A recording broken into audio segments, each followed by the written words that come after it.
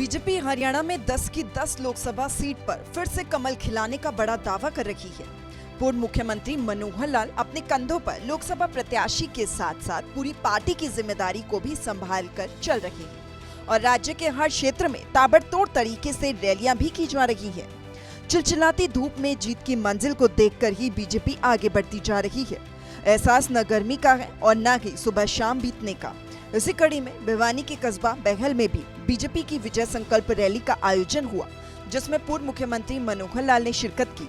Rally वित्त मंत्री JP दलाल द्वारा आयोजित की गई थी। इस दौरान मनोहर लाल ने मंच से बीजेपी प्रत्याशी धर्मवीर सिंह के लिए लोगों से वोटों की अपील भी की, तो कांग्रेस प्रत्याशी रावदान सिंह पर जमकर जुबानी प्रहार किया।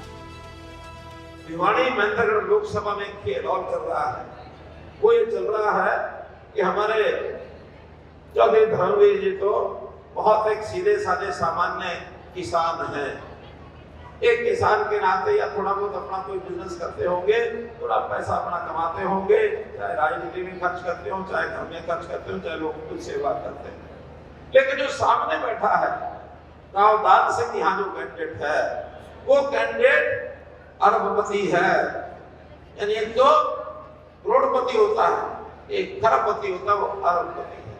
और उसने अरबों जो कमाए हैं वो लोगों की खून को चूस के कमाए। मित्रों, इतने झगड़े उनके हैं आज गुड़गांव के अंदर या ऐसे स्थानों पर जो बिजनेस करते हैं उसमें धोखे का धंधा करके उनके बेटे के खिलाफ आज भी वारंट है।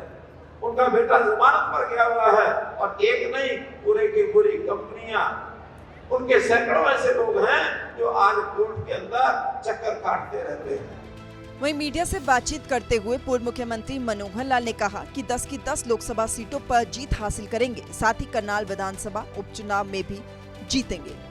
तो मनोहर लाल ने राहुल गांधी पर भी कटाक्ष किया। कहा कि राहुल गांधी को किसी भी चीज की कोई भी समझ नहीं है। मोदी जी ने विकास के काम किए, देश को जिस प्रकार से आगे बढ़ाते हुए दुनिया में अपना स्थान बनाया है, उसका श्रेय मोदी जी को जाता है। और मोदी जी ने विकास कराए हैं, हरियाणा सरकार ने जो काम किए हैं वो भी जनता को भा रहे हैं। तो ये सब चीज़ें एक चीज़ नहीं चलती, सब चीज़ें इकट्ठी चलती हैं।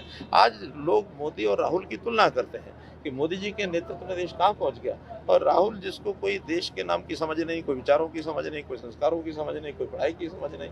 जैसे मैंने उदाहरण दिया कि अगर गरीब परिवारों को, गरीब महिला और बेरोजगार नौजवानों को अगर 1 लाख रुपये साल का देने का जो उन्होंने अपना गणित बैठाया है, उन्होंने घोषणा पत्र किया है, वो अगर पूरा करते हैं तो 45-46 करोड़ रुपया उसी में जाएगा।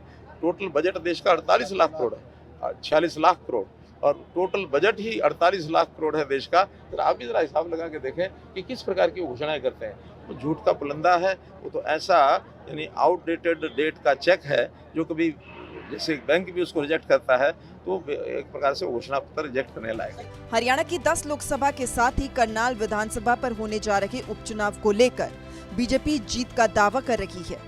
वहीं पूर्व मुख्यमंत्री मनोहर लाल ने कहा कि हरियाणा की 10 की 10 सीटों पर जीत हासिल करके 4 जून को मोदी जी की झोली में डालेंगे। अब देखना होगा कि कितना विश्वास जनता जताती है। भिवानी से सूर्य समाचार के लिए इंद्रवेश दुहन की रिपोर्ट।